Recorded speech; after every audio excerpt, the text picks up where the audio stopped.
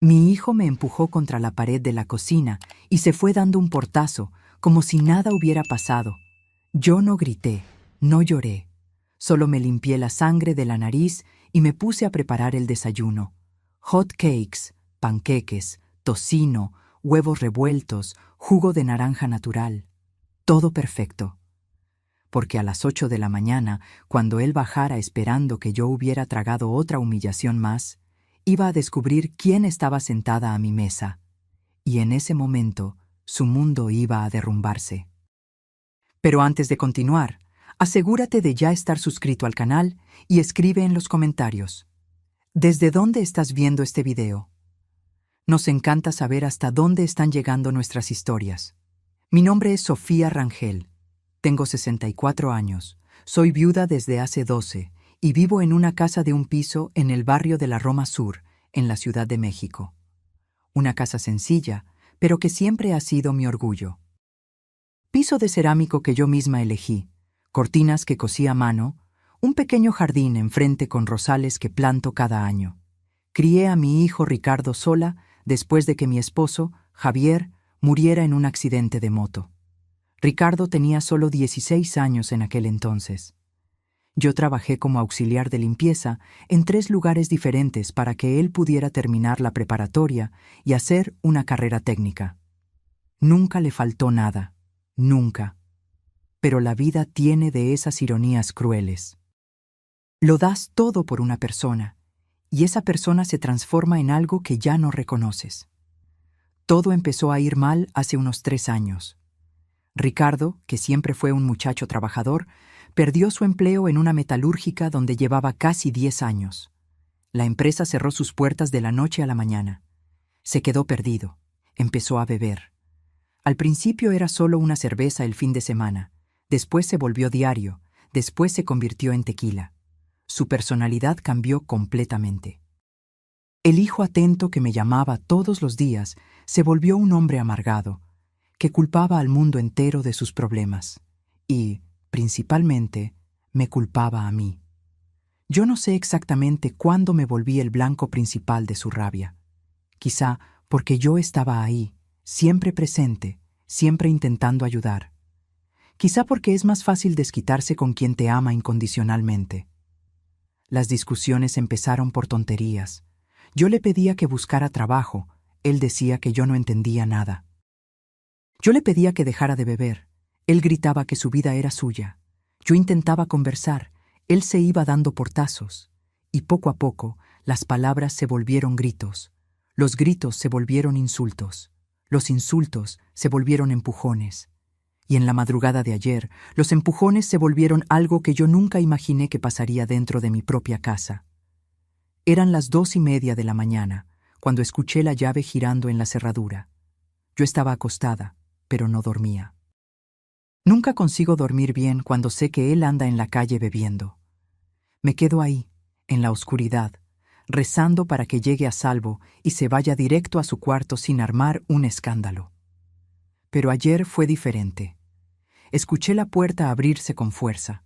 Escuché que tropezó en el pasillo, maldiciendo solo. Escuché el ruido de algo cayendo y rompiéndose. Me levanté de la cama, me puse la bata y fui a ver qué había pasado. Cuando llegué a la sala, encontré a Ricardo parado en medio de los pedazos rotos del portarretratos que estaba encima del mueble auxiliar. Era una foto nuestra, de él como de 8 años, y yo a un lado, en un paseo que hicimos en el bosque de Chapultepec. El marco estaba hecho pedazos en el piso. Él miraba aquello como si no entendiera cómo había pasado. «Ricardo», dije despacio, intentando no asustarlo. «Mijo, ¿estás bien?» Él volteó hacia mí. Sus ojos estaban vidriosos, rojos. El olor a tequila era tan fuerte que se podía sentir desde lejos. Estaba usando una camiseta toda arrugada y los pantalones de mezclilla manchados. El cabello, que siempre mantuvo arreglado, estaba grasoso y despeinado. «Tú», dijo, y la voz le salió arrastrada, pesada. «Tú y estas tus fotos viejas. Esta casa es un mausoleo. Todo aquí es viejo, es del pasado. Vives en el pasado. Ricardo, Vamos a hablar por la mañana. Bebiste demasiado. Ven, te voy a ayudar a ir a la cama. Di un paso en su dirección, extendiendo la mano. Fue cuando él explotó. «¡No me toques!», gritó tan fuerte que sentí mi cuerpo entero temblar. «¡Tú no me mandas! ¿Crees que porque pagaste mis cuentas puedes controlar mi vida? Me asfixias, todo aquí me asfixia». «Ricardo, por favor, baja la voz. Los vecinos, que se jodan los vecinos». Dio un paso hacia mí y por primera vez en la vida sentí miedo de mi propio hijo. No era el miedo a una discusión. Era el miedo real, físico, de alguien que podría lastimarme. Di un paso hacia atrás. Él avanzó. «La culpa es tuya, todo es tu culpa. Si mi papá hubiera vivido, si no hubiera sido tan débil, tan patética, yo no me habría convertido en esto. Tú me hiciste así». Las palabras dolieron más que cualquier golpe, porque en el fondo una parte de mí las creía. Una parte de mí siempre se preguntó si yo había fallado como madre, si había hecho algo mal. «Ricardo, estás lastimado, estás confundido. No es la persona que eres la que está hablando, es la bebida. Deja de tratarme como un niño», rugió, y de repente estaba frente a mí, tan cerca que podía ver las venas saltadas en su cuello. «Soy un hombre fracasado, pero aún así un hombre. ¿Y tú? Tú solo eres una vieja inútil que no sabe hacer nada más que recordarme lo que no soy». Antes de que pudiera reaccionar, me empujó. No fue un empujón leve, fue con fuerza, con rabia. Mi cuerpo, que ya no tiene la misma resistencia de años atrás, voló hacia atrás. Me golpeé la espalda contra la pared de la cocina. El dolor fue instantáneo, agudo, subiendo por mi columna. Mi cabeza chocó contra el azulejo y vi estrellas. Caí al piso, medio de lado, el hombro golpeando el piso frío. Me quedé ahí por algunos segundos, intentando entender qué acababa de pasar. Intentando procesar que mi hijo, mi único hijo, la persona que cargué dentro de mí por 9 meses, acababa de aventarme contra la pared como si fuera un costal de basura. Sentí algo caliente escurriendo por mi nariz. Me llevé la mano al rostro y cuando miré, estaba roja de sangre. El impacto de la pared me había hecho sangrar la nariz. Ricardo se quedó ahí parado por un momento, mirándome en el piso. Esperé que se arrodillara, que me ayudara, que pidiera disculpas, pero no. Solo me miró con aquella expresión vacía, casi de desprecio, dio la media vuelta y se fue a su cuarto. Escuché la puerta azotarse, escuché la cama rechinar, y después silencio. Me quedé ahí en el piso de la cocina, sola, sangrando, en medio de la madrugada. Y fue en ese momento, en ese silencio horrible después de la violencia, que algo dentro de mí se rompió. No fue mi cuerpo, fue otra cosa, fue la ilusión. La ilusión de que si yo seguía siendo paciente, siendo comprensiva, siendo madre, las cosas mejorarían. La ilusión de que el amor de madre sería suficiente para salvarlo, pero no lo era, y nunca lo sería. Me levanté del piso despacio, agarrándome de la pared. Cada movimiento dolía. Fui al baño, me miré en el espejo, mi nariz aún sangraba, el ojo izquierdo ya comenzaba a hincharse. Había un rasguño en mi mejilla, probablemente de cuando me golpeé con la pared. Me lavé el rostro con agua fría. Me sequé con una toalla vieja. Me puse una gasa en la nariz para detener el sangrado. Y entonces, en lugar de volver a la cama y llorar hasta el amanecer, como había hecho tantas otras veces después de discusiones menos graves, fui a la cocina. Abrí el refrigerador.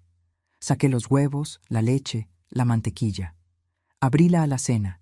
Tomé la harina de trigo, el polvo para hornear, el azúcar. Miré el reloj de pared. 3:15 de la mañana. Tenía casi 5 horas hasta que Ricardo despertara. 5 horas para preparar el desayuno más importante de mi vida. La cocina estaba silenciosa, solo el zumbido bajo del refrigerador y el sonido de la lluvia afuera. Mis manos temblaban mientras rompía los huevos en el tazón. No era de miedo, era de rabia. Una rabia fría que nunca había sentido antes. El tipo de rabia que no grita, no llora, solo actúa. Comencé a hacer hot cakes. Era la receta que mi mamá me enseñó cuando yo era niña. Harina, huevos, leche, una pizca de sal, un poco de azúcar. Batir hasta que quedara homogéneo. Dejar reposar. Yo hacía esos hot cakes para Ricardo desde que era pequeño. Cada domingo por la mañana era nuestra tradición. Él se despertaba con el olor que venía de la cocina y venía corriendo, todavía en pijama, con esa sonrisa amplia que iluminaba todo mi día. ¿Cuándo fue que ese niño desapareció? Mientras la masa reposaba, comencé a freír tocino. El olor llenó la cocina y por un momento fue casi reconfortante. Casi conseguí fingir que era un domingo normal, que dentro de poco Ricardo iba a aparecer somnoliento y feliz, y nosotros íbamos a desayunar juntos como antes. Pero no era domingo, y nada era normal. Mi rostro aún dolía, mi hombro palpitaba, y con cada tira de tocino que volteaba en el sartén sentía la determinación crecer dentro de mí. Hice huevos revueltos, corté fruta, exprimí naranjas frescas para el jugo, puse pan en la tostadora, arreglé la mesa de la cocina como si fuera un banquete. Mantel limpio, platos blancos, cubiertos brillando, servilletas de papel dobladas con esmero, un florero pequeño con flores del jardín en el centro. Mientras trabajaba, mi mente no paraba. Pensaba en todas las veces que había tragado insultos, fingido que no veía las botellas escondidas detrás del sillón, aceptado disculpas vacías. Pensaba en cómo me había vuelto una prisionera en mi propia casa, andando con cautela, midiendo cada palabra para no provocar una explosión.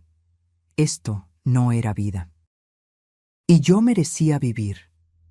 La primera tanda de hot cakes salió perfecta, dorada, esponjosa, con los bordes ligeramente crujientes. Los apilé en un plato y los puse en la mesa.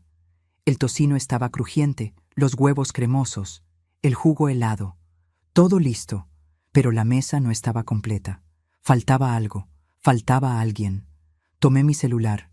Era un aparato sencillo, de esos para adultos mayores, con botones grandes y letras enormes. Lo compré después de que cambié mi teléfono antiguo, porque ya no conseguía ver los números pequeños. Me senté en la silla de la cocina e hice la primera llamada.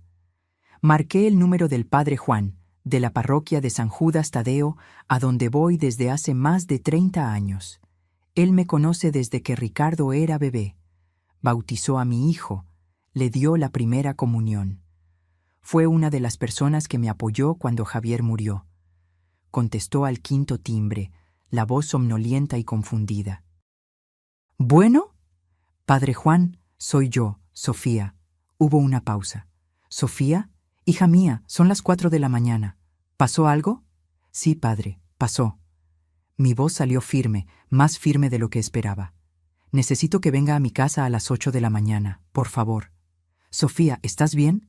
¿Te sientes mal? Voy a estar bien, pero necesito mucho que esté aquí. Va a haber desayuno y va a haber una conversación muy importante. El tono en mi voz debió haber transmitido algo, porque él no hizo más preguntas. Solo dijo, «Estaré ahí, hija mía, a las 8 en punto». Le agradecí y colgué.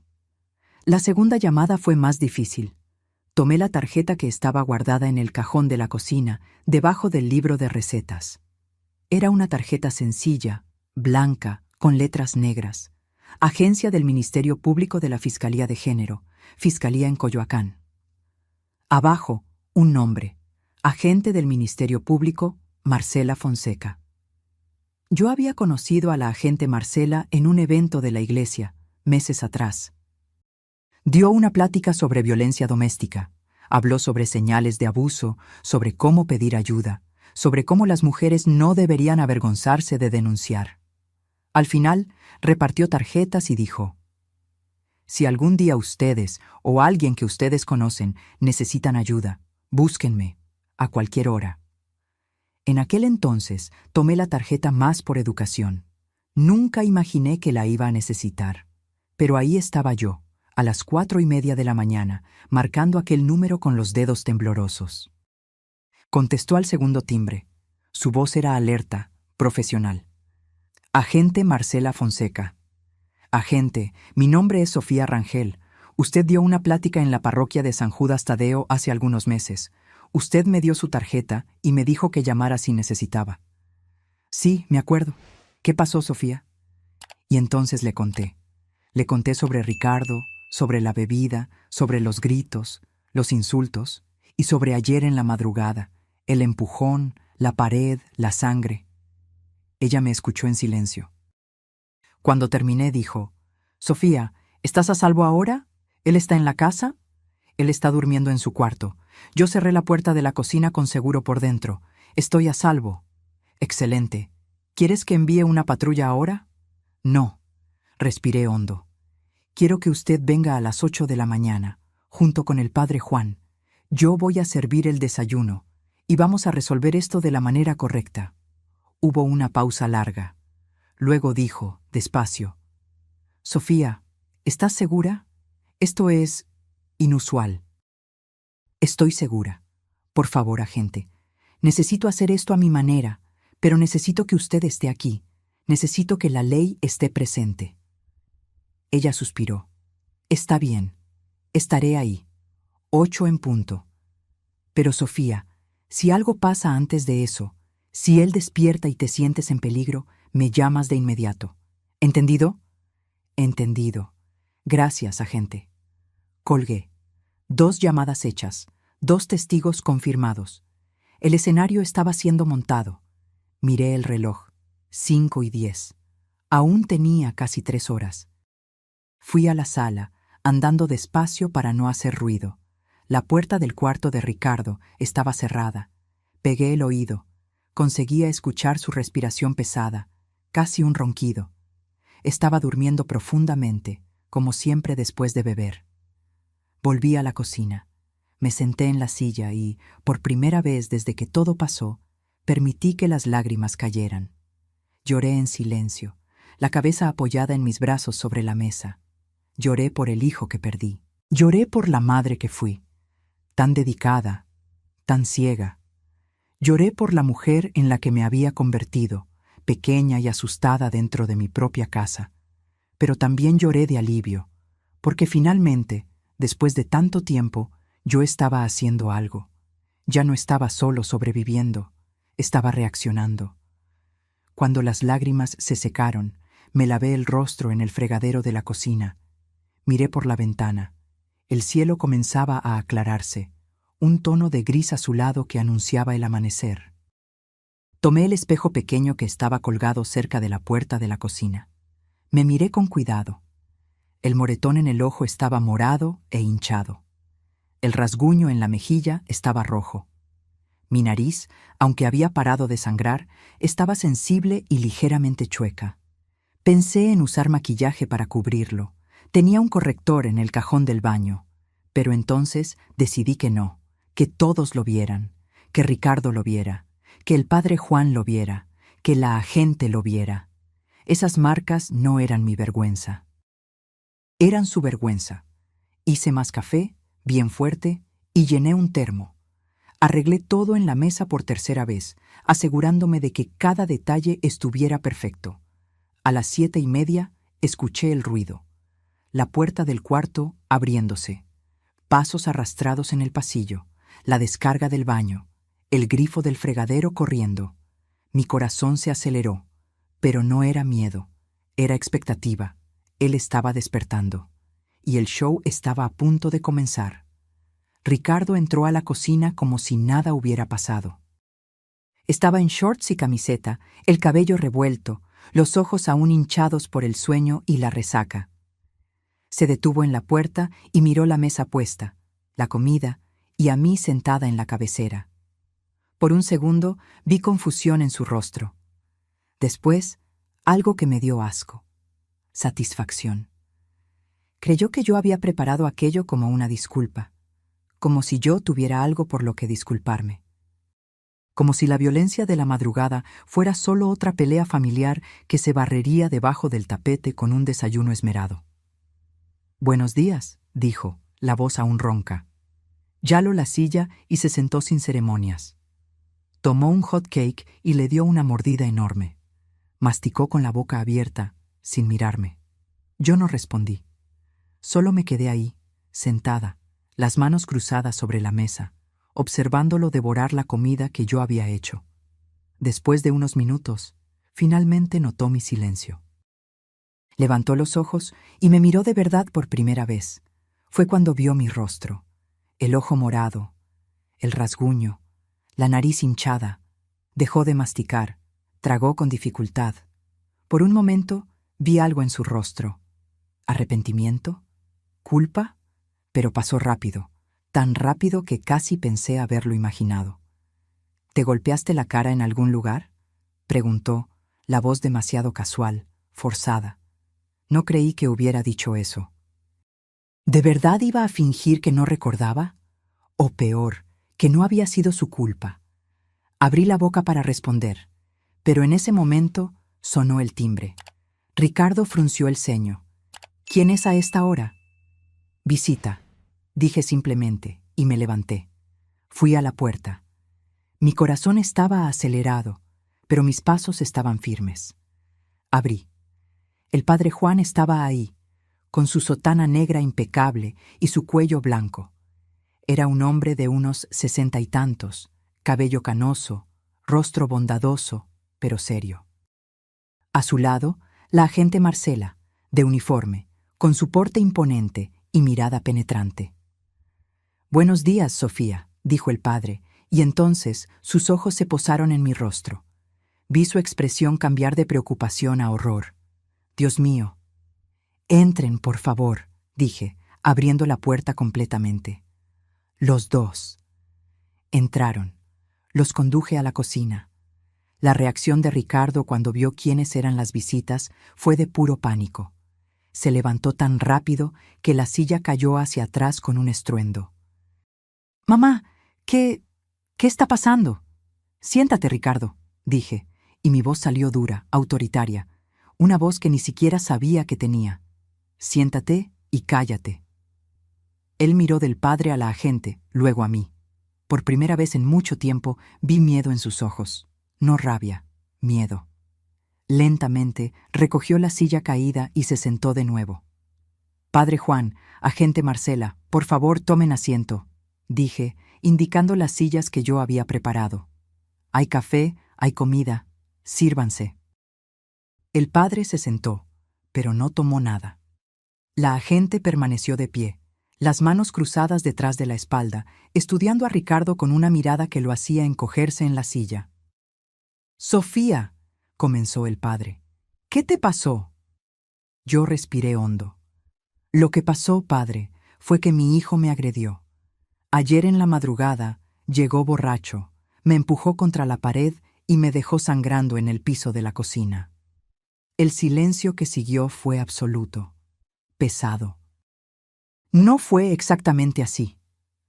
Ricardo comenzó, pero la agente lo interrumpió. «¿No fue exactamente así como?» Ella dio un paso al frente. «¿Le pegaste a tu mamá o no le pegaste?» Yo estaba borracho. No me acuerdo bien. Fue un accidente». «Accidente», repitió ella, la voz helada. «Accidente es tropezar y tirar un vaso. Empujar a tu madre contra la pared es agresión». «Agente, cállate». La orden salió tan firme que Ricardo obedeció inmediatamente, cerrando la boca como un niño regañado. El padre Juan estaba pálido. Me miró, y vi lágrimas en sus ojos. «Sofía, hija mía, ¿por qué no me buscaste antes? Yo podría haber ayudado». «Padre, me daba vergüenza», admití, y sentí mi voz temblar. «Vergüenza de decir que mi hijo, al que usted bautizó, que creció yendo a misa todos los domingos, se había convertido en esto. Vergüenza de admitir que fallé». «No fallaste», dijo con firmeza. «Tú no eres responsable de sus decisiones». Ricardo estaba inquieto en la silla. «Mamá, por favor, no tiene que ser así. Voy a mejorar, lo juro. Voy a dejar de beber, voy a buscar trabajo, voy a... ¿Cuántas veces ya hiciste esas promesas, Ricardo? Lo interrumpí. Se quedó callado. ¿Cuántas veces juraste que ibas a cambiar y nunca cambiaste?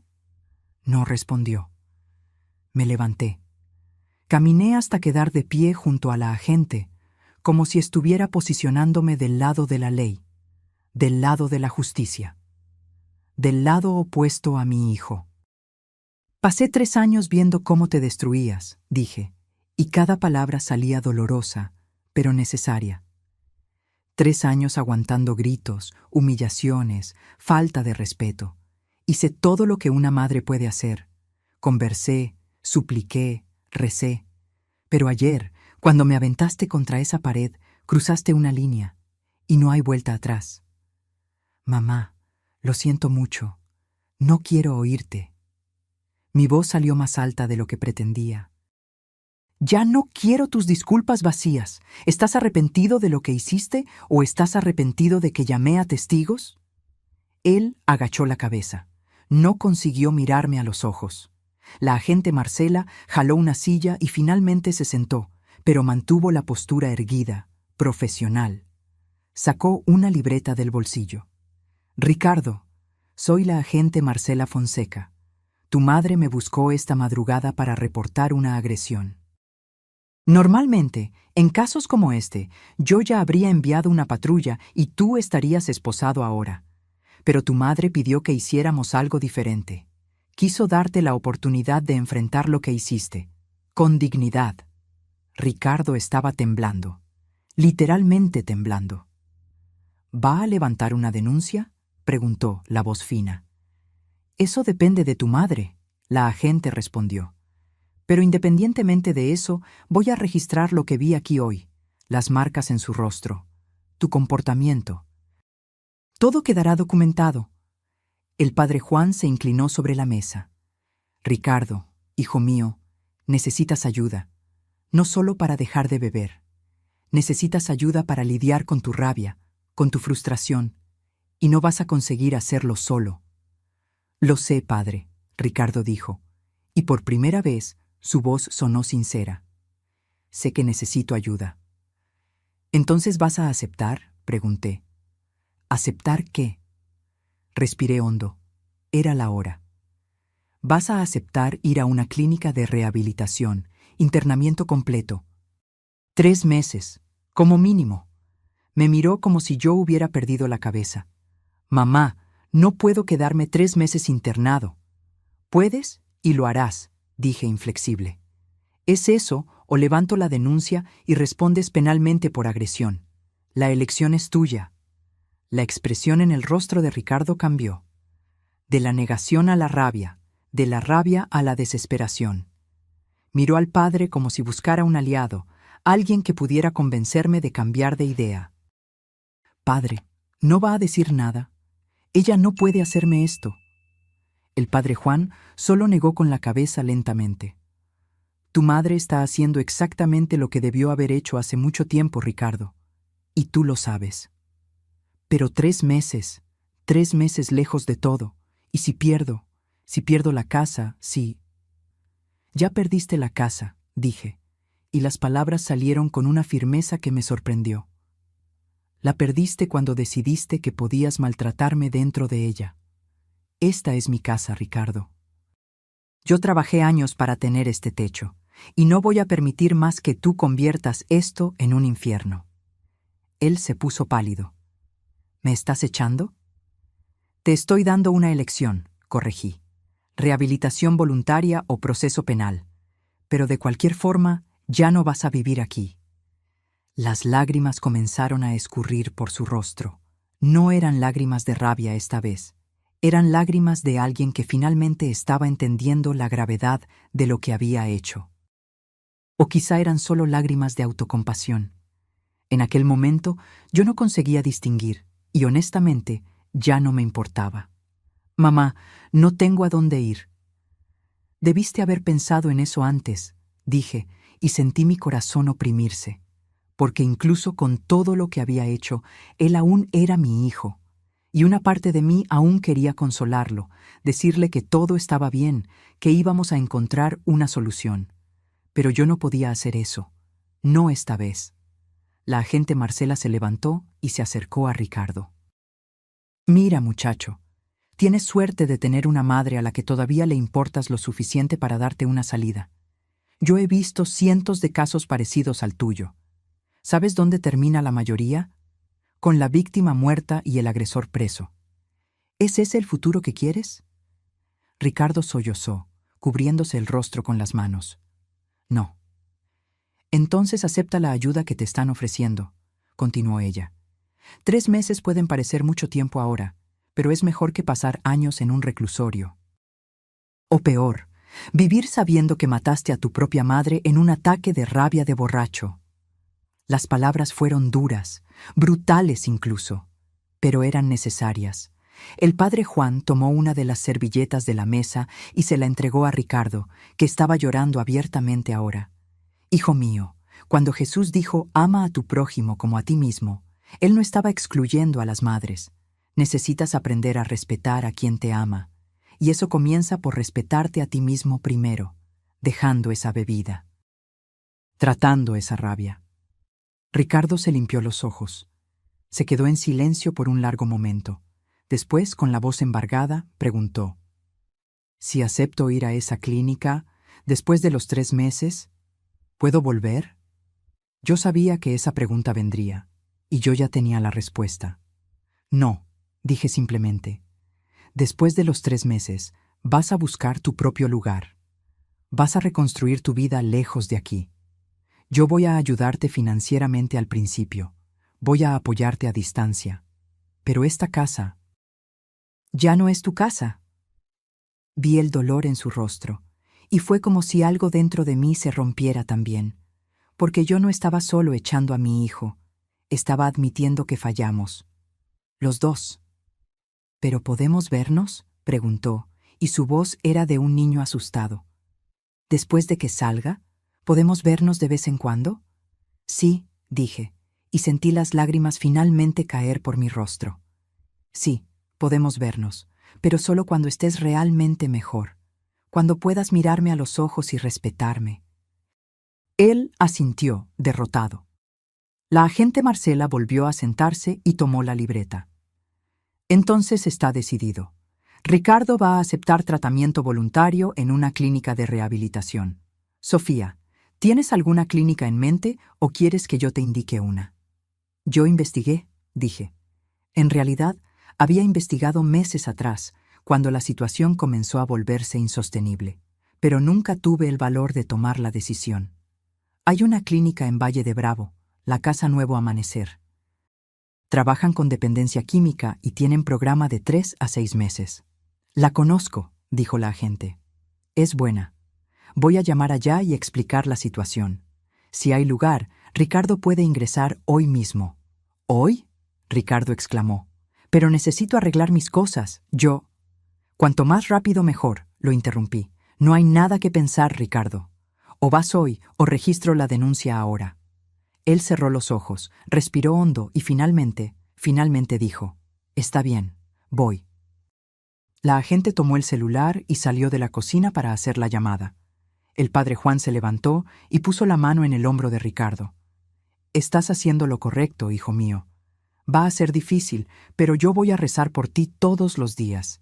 Y cuando salgas, voy a estar aquí para ayudarte a empezar de nuevo». Ricardo solo asintió con la cabeza, incapaz de hablar. Yo me quedé ahí, de pie, mirando a aquel hombre que un día fue mi niño.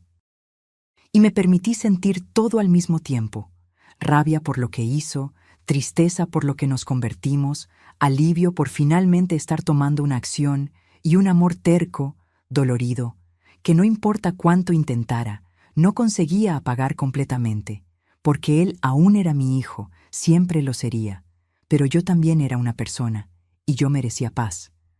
La agente volvió después de unos 10 minutos. «Tienen un lugar. Pueden recibirlo hoy mismo, a las 3 de la tarde. Yo lo llevaré personalmente». «Gracias», dije. Ella me miró con algo que parecía respeto. «Usted es una mujer valiente, Sofía. Muchas madres nunca consiguen hacer lo que usted está haciendo. No soy valiente, dije. Solo estoy cansada de tener miedo. Ricardo se levantó de la silla. Voy a arreglar una maleta, dijo despacio. Lleva solo lo esencial, la agente orientó.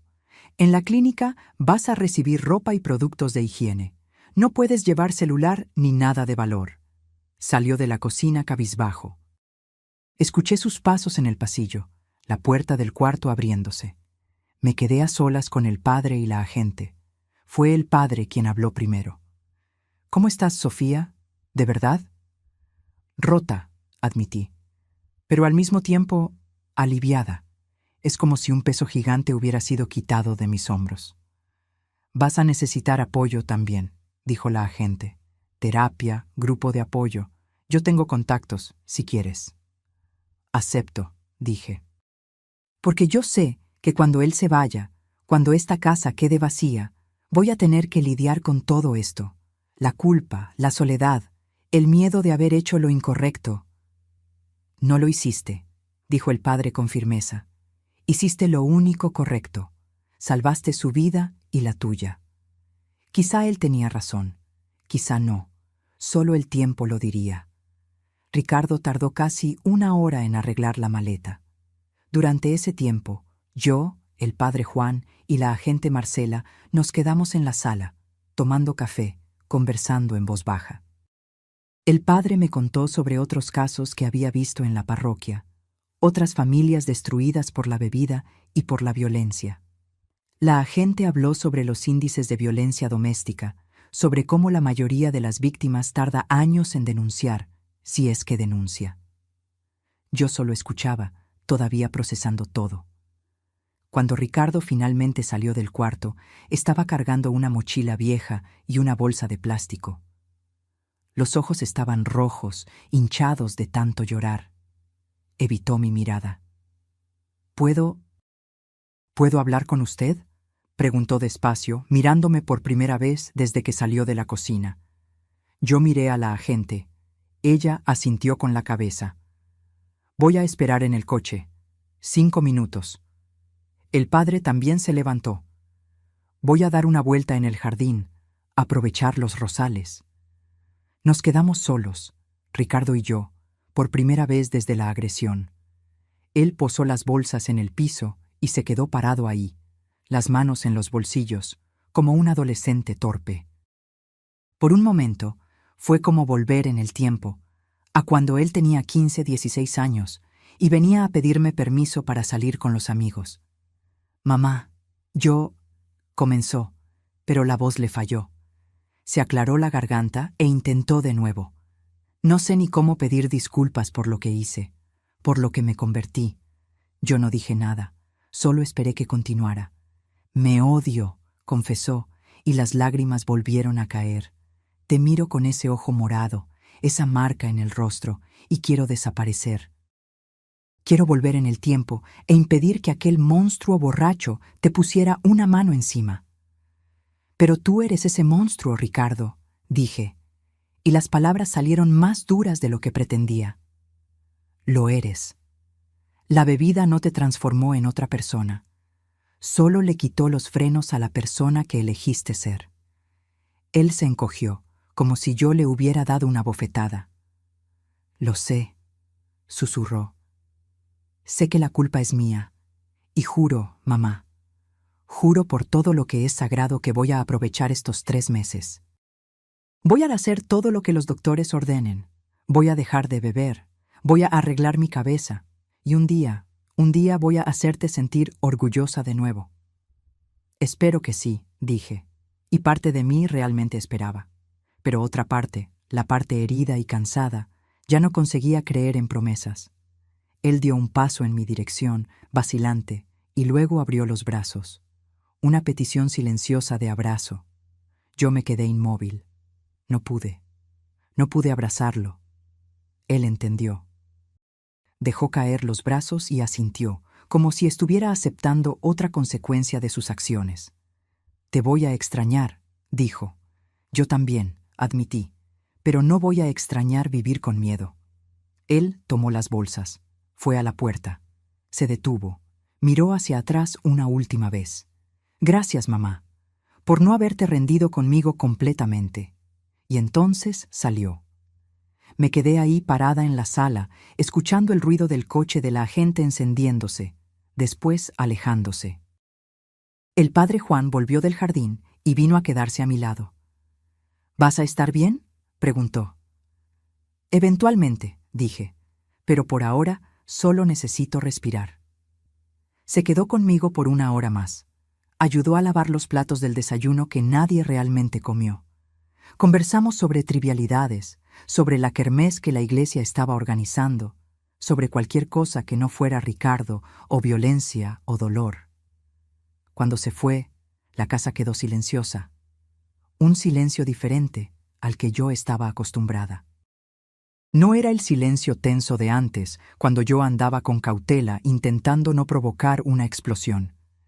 Era un silencio vacío, pero extrañamente tranquilo. Fui al cuarto de Ricardo. La puerta estaba abierta, la cama estaba deshecha. Había ropa esparcida por el piso, vasos sucios en la mesita de noche, un olor agrio a sudor y bebida impregnado en el aire. Yo podría haber llorado viendo aquello. Podría haberme tirado en su cama y sollozado hasta no tener más lágrimas. Pero no lo hice. En lugar de eso, abrí la ventana para ventilar. Recogí la ropa sucia y la llevé a la lavandería. Recogí los vasos y los puse en el fregadero. Cambié la ropa de cama, porque la vida continuaba, y yo tenía que continuar con ella. En los días siguientes, establecí una rutina. Me despertaba temprano, hacía café solo para mí, regaba el jardín, leía la Biblia, veía mis telenovelas, iba al mercado, conversaba con las vecinas. Cosas simples que yo no hacía desde hacía años porque siempre estaba preocupada por Ricardo, por sus horarios, por sus humores. La agente Marcela me llamó una semana después para avisar que Ricardo se había adaptado a la clínica. Dijo que estaba participando en las sesiones, colaborando con el tratamiento. El padre Juan iba a visitarme 2 veces por semana. Tomábamos té y conversábamos sobre fe, sobre perdón, sobre nuevos comienzos. Y yo comencé terapia. Una psicóloga llamada Doroja. Renata, recomendada por la agente. En las primeras sesiones solo lloraba, liberaba años de dolor reprimido, de miedo tragado, de rabia sofocada. Pero poco a poco comencé a hablar, a entender que no había sido mi culpa, que yo había hecho lo mejor que pude con lo que sabía, que amar a alguien no significa aceptar el abuso. Sesión tras sesión yo me reconstruía, ladrillo por ladrillo, palabra por palabra. 2 meses pasaron.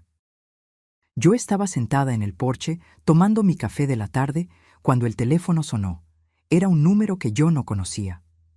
Bueno, doña Sofía, hablamos de la clínica Nuevo Amanecer. ¿Podría venir aquí mañana? Ricardo pidió hablar con usted. Mi corazón se aceleró. ¿Está bien? Sí, lo está.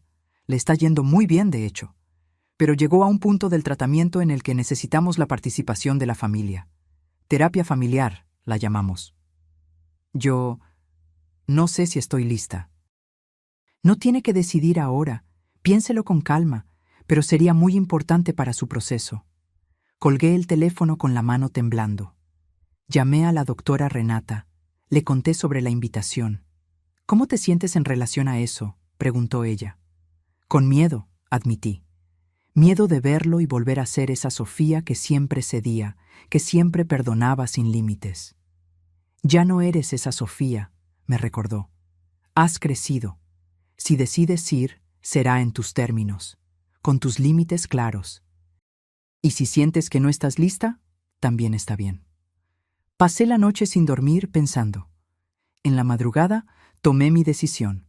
Yo iría, pero iría por mí, no por él. Al día siguiente, tomé un Uber hasta Valle de Bravo.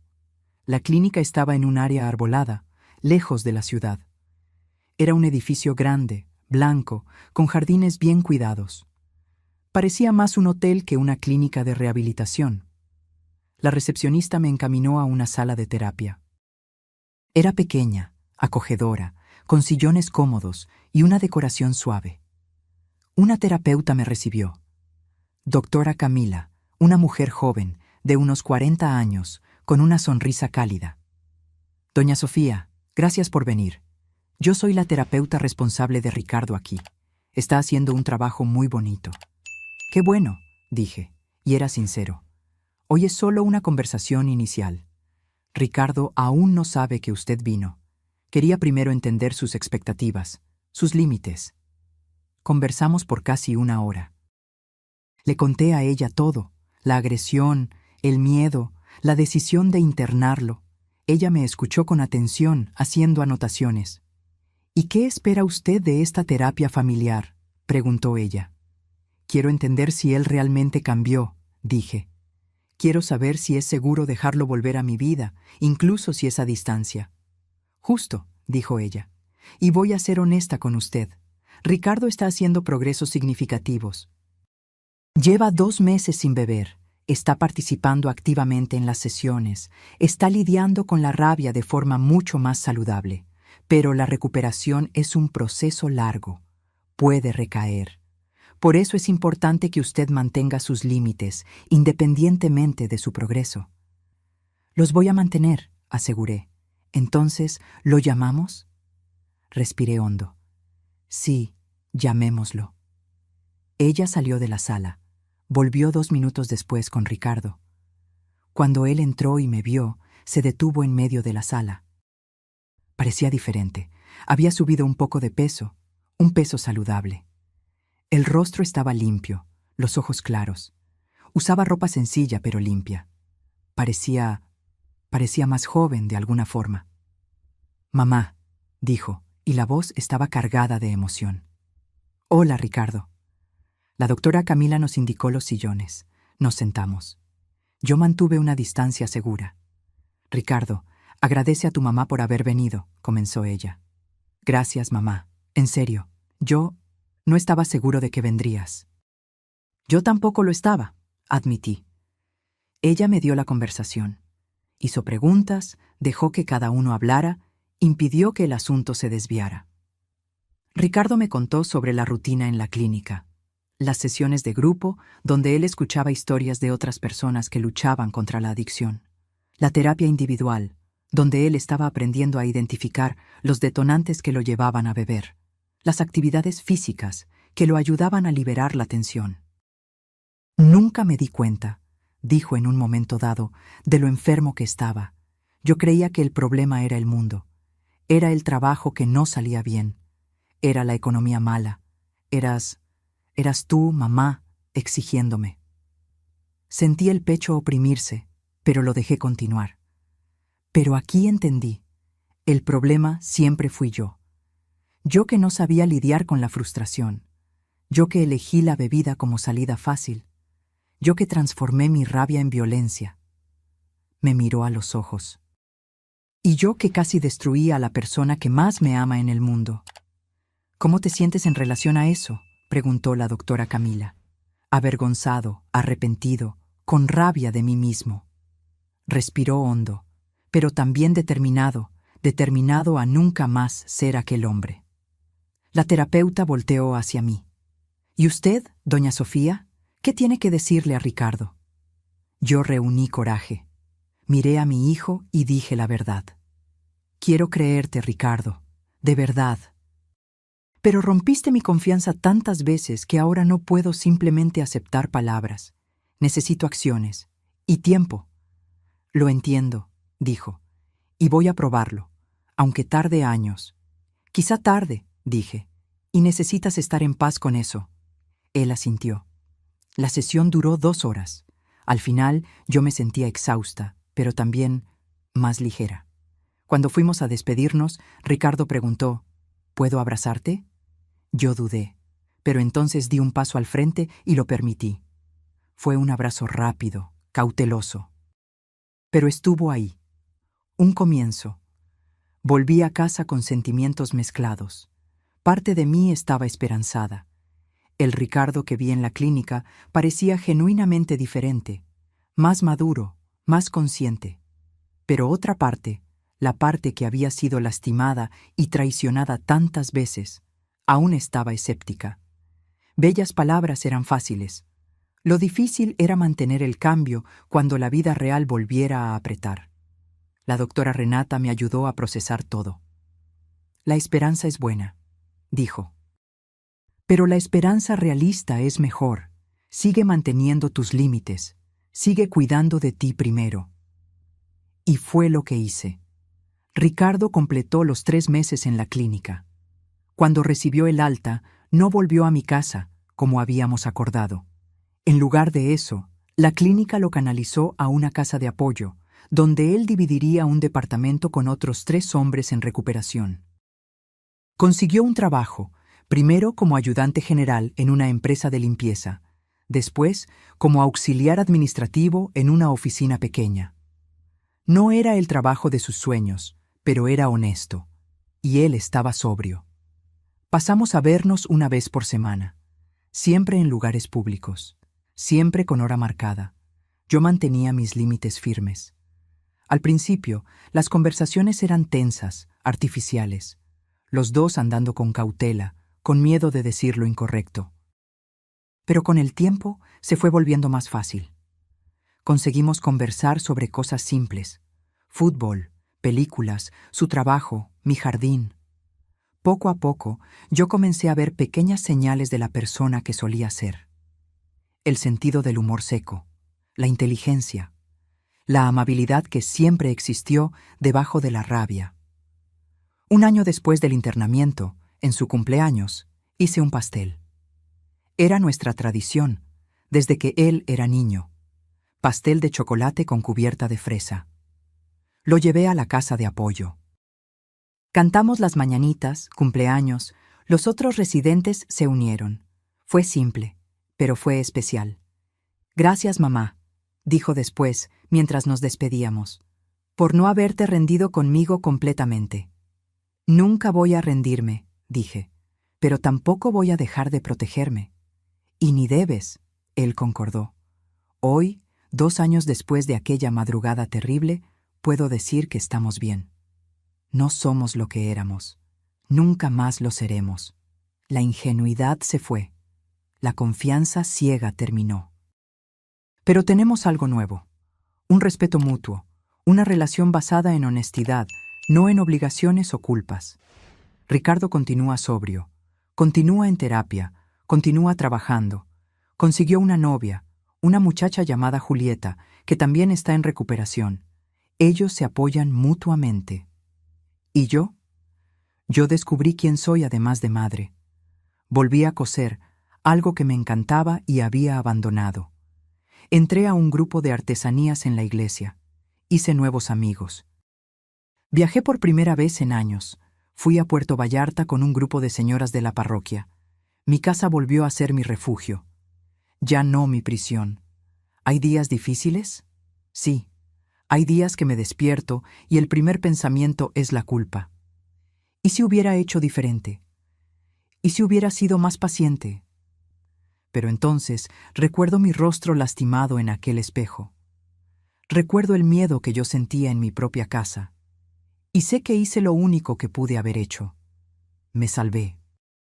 Y al salvarme, le di a él la oportunidad de salvarse también. Porque amor verdadero no es aceptarlo todo en silencio. Amor verdadero es tener el valor de trazar límites, incluso cuando duele.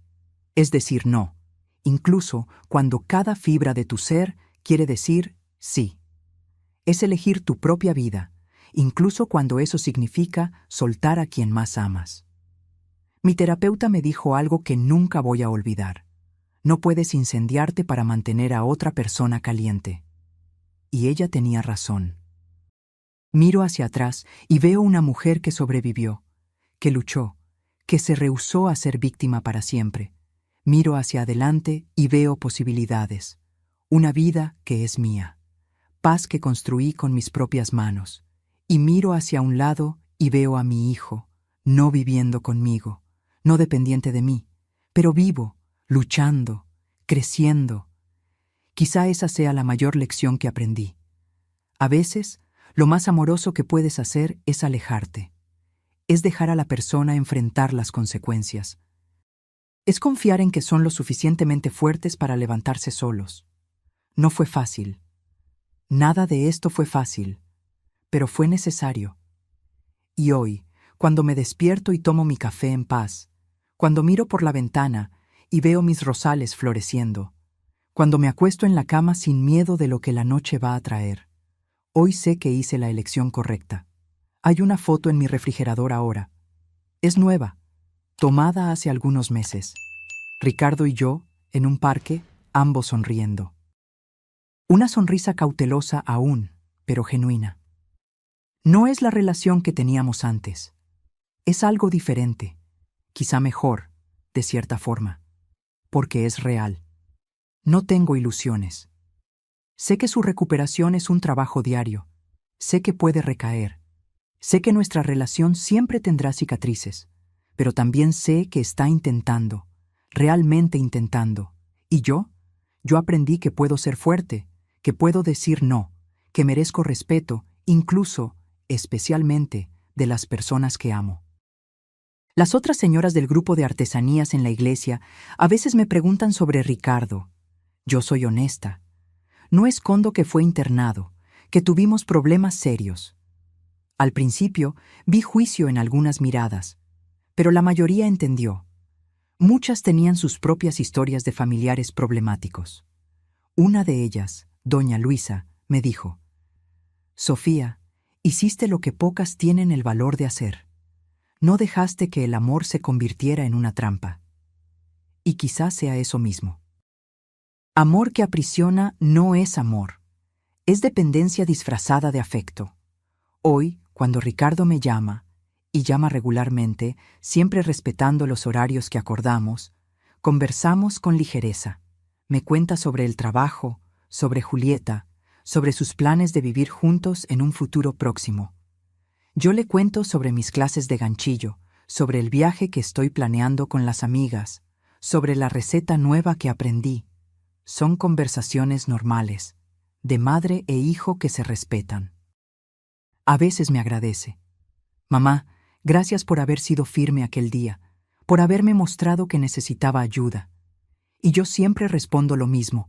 Lo hice por los dos, por ti y por mí. Porque fue eso mismo. No fue solo para salvarlo, fue para salvarme a mí también. El padre Juan, que acompañó toda esta jornada, me dijo recientemente: Sofía, tú eres un ejemplo de cómo el amor verdadero puede ser duro cuando es necesario. Jesús echó a los mercaderes del templo no porque los odiara, sino porque el templo necesitaba ser respetado. Tu casa era tu templo, y tú lo defendiste. La analogía me tocó profundamente.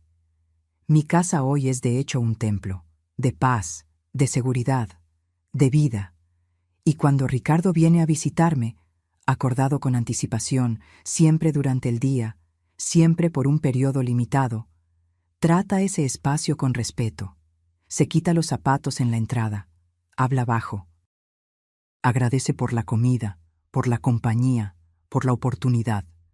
Es como si él entendiera que estar aquí ya no es un derecho, es un privilegio. Un privilegio que casi perdió para siempre. Recientemente me dijo algo que me hizo llorar.